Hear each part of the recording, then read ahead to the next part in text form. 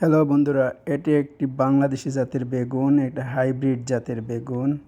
এটা ফ্লোরিডার এই গরমে খুবই ভালো হয় এবং এটা আসলে একটু স্পেশাল। দেখুন, এটার এক বোটায় চারটা বেগুন, 1 2 3 4 এরকম। এর একটা বোটায় একাধিক বেগুন হয়।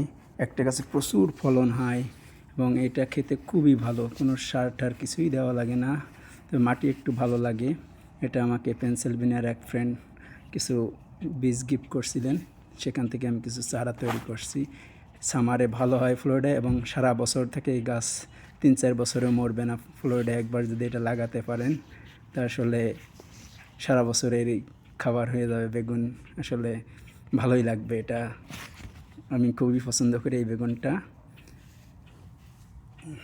সবচেয়ে ভালো যে ফলন বেশি, প্রোডাক্টিভ, বেশি প্রোডাক্টিভ, অনেক প্রোডাক্টিভ এটা। দেখুন।